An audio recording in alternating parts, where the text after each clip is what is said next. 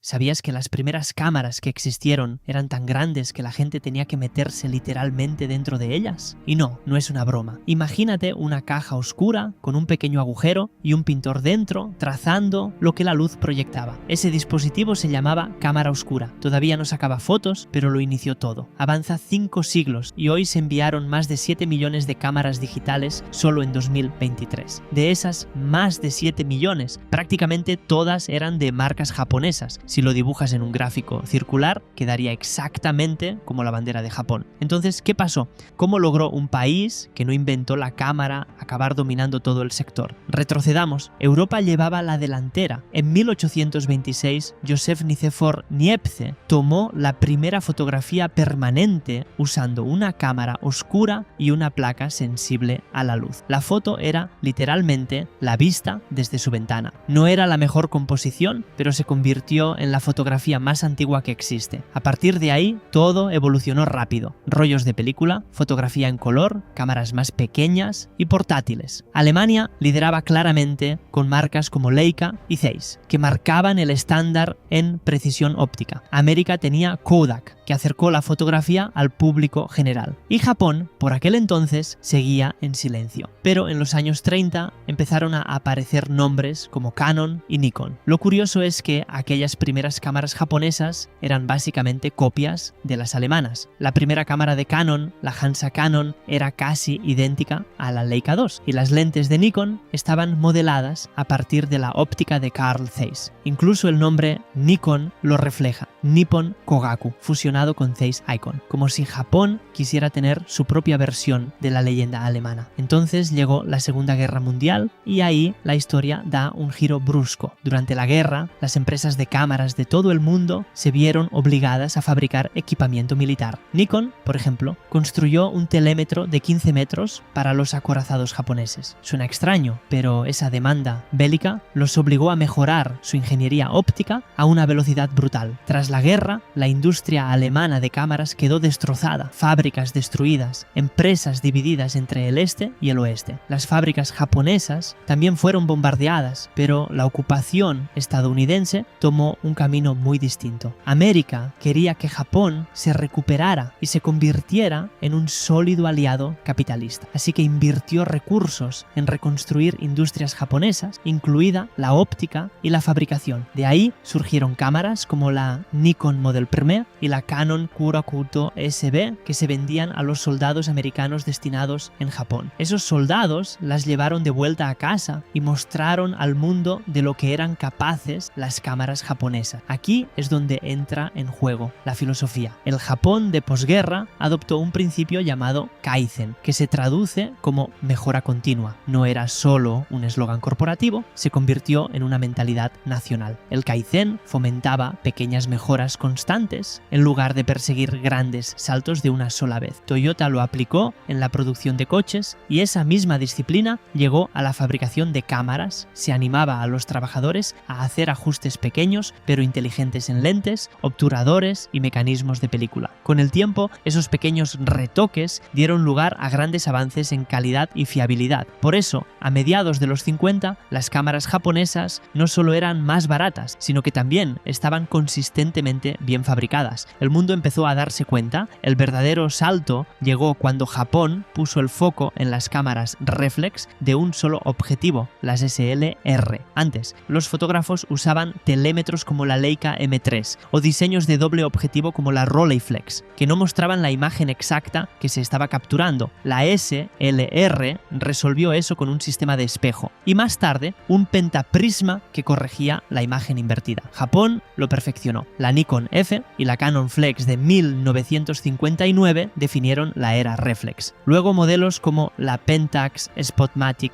y la Olympus OM1 refinaron esa idea. Más pequeñas, más ligeras y mecánicamente impecables. El punto de inflexión llegó durante la Guerra de Corea, cuando el fotoperiodista David Douglas Duncan usó lentes. Nikon en combate. Sus fotografías impresionaron a los editores de la revista Life, que se fijaron en lo nítidas y contrastadas que que eran. Ese momento puso a la óptica japonesa en el mapa. En los años 60, Japón ya producía millones de cámaras al año y había superado oficialmente a Alemania. Luego llegó el siguiente gran cambio, la fotografía digital. En realidad fue Kodak quien inventó la primera cámara digital en 1975, pero no la desarrolló. Estaban demasiado ocupados vendiendo película, que les generaba una fortuna. Las empresas japonesas, en cambio, vieron el futuro con claridad. Sony presentó la Mavica en 1981, una videocámara magnética que marcó el inicio de la imagen electrónica. Después, la Nikon D1 en 1999 y la Canon EOS 1D en 2001 introdujeron las reflex digitales en el mundo profesional. Fujifilm se sumó con su serie Finepix, haciendo lo digital más accesible y práctico para el usuario de a pie. Y todavía hoy, Japón sigue siendo la base de todo. El sensor de imagen de tu iPhone lo fabrica Sony, la Canon EOS R5, la Nikon Z8 y la Fujifilm X106 llevan ese mismo ADN de artesanía, equilibrio y refinamiento constante. En cierto modo, Japón no solo dominó la industria de la cámara, sino que moldeó lo que significa la fotografía hoy en día. De pintores dentro de cajas a maravillas sin espejo que caben en la palma de la mano, el recorrido es asombroso. Pero la verdadera historia no es solo sobre máquinas, es sobre disciplina. El tipo de disciplina que sigue mejorando en silencio hasta que la perfección se vuelve algo natural. La próxima vez que cojas una Nikon, una Canon, una Sony o una Fujifilm, no estás sujetando solo una cámara, estás sujetando casi 2 siglos de innovación construidos con paciencia, precisión y una cultura que nunca dejó de mejorar.